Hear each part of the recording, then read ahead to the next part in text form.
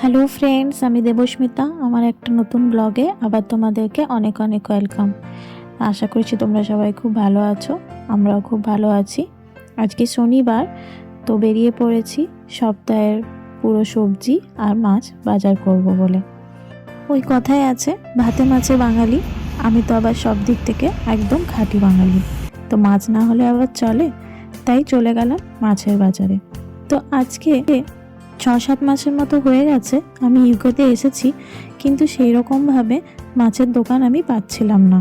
তো অফিসে একজন আমাকে বলল যে জমজম বলে একটা শপ আছে, সেখানে সব রকমের খুব ভালো ভালো মাছ পাওয়া যায়।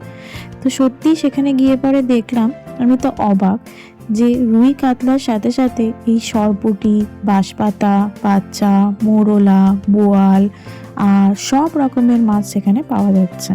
পুরো এরিয়াটাই বাংলাদেশি দোকানে ভর্তি, ভালো ভালো মিষ্টির দোকানও আছে। এই যেমন দেখুন, আমি নিয়েছি সরপুঁটি, দেশি পুঁটিও নিয়েছিলাম, এটা হচ্ছে সরপুঁটি। তো একটা প্যাকেটে এই 7টার মতো সরপুঁটি ছিল, যেটার আপনার প্রাইস নিয়েছিল 4.99 পাউন্ড।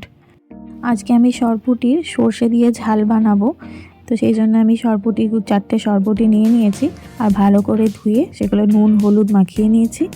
আর কড়াইয়ে তেল গরম করে নিয়ে একটা একটা করে ভালো করে সরপুঁটিগুলোকে ভেজে নেব।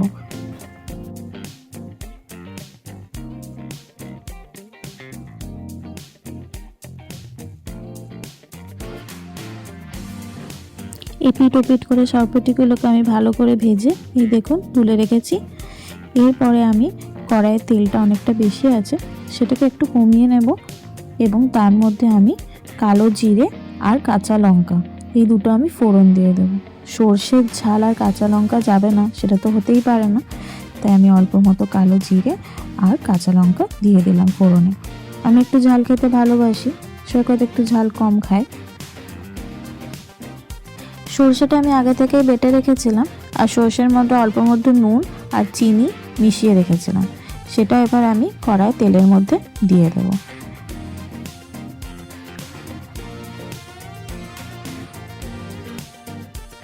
আমি অর্ধেকটার মতো টমেটো কেটে রেখেছিলাম, সেই টমেটোগুলো এখন আমি সর্ষের মধ্যে অ্যাড করে দেব।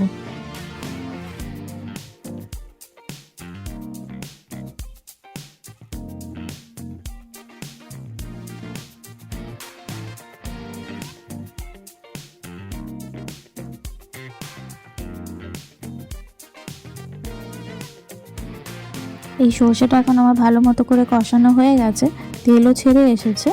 এর মধ্যে আমি এখন জল ঢেলে দেব। জল ঢেলে দিয়ে একটু ভালো করে নাড়াচাড়া করে যে মাছগুলো আমি অলরেডি ভেজে রেখেছিলাম, সেই মাছগুলো একটা একটা করে আমি এবার সাজিয়ে দেব।